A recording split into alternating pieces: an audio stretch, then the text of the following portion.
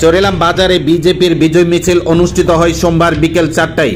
জানা যায়, ভারতরত্ন অটল বিহারী বাজপেয়ী চোরেলাম দ্বাদশ শ্রেণী বিদ্যালয়ে আড়ালিয়া এবং বিশ্রামগঞ্জ গ্রাম পঞ্চায়েতের ভোট গণনা হয়।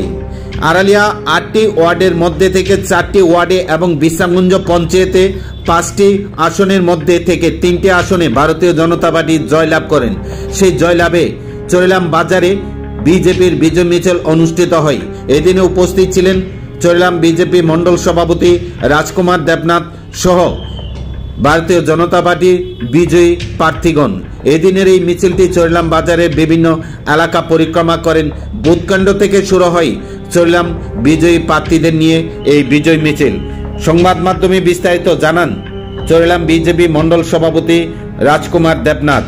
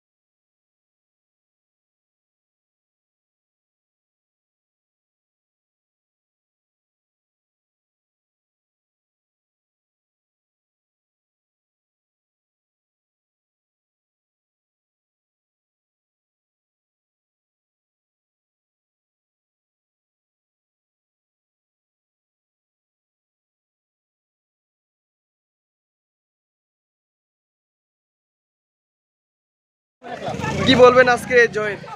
দেখুন, আমাদের আপনারা জানেন আমাদের দুটো পঞ্চায়েতের মধ্যে 8টি ওয়ার্ডে 13 জন প্রার্থী দাঁড়িয়েছিল এবং প্রতিদ্বন্দ্বিতা হয়েছে। তার মধ্যে আড়ালিয়াতে 8টার মধ্যে আমরা 4টা পেয়েছি, আর বিশ্রামগঞ্জে 5 জন প্রার্থীর মধ্যে আমরা 3 জন প্রার্থী আমাদের জয়ী হয়েছে।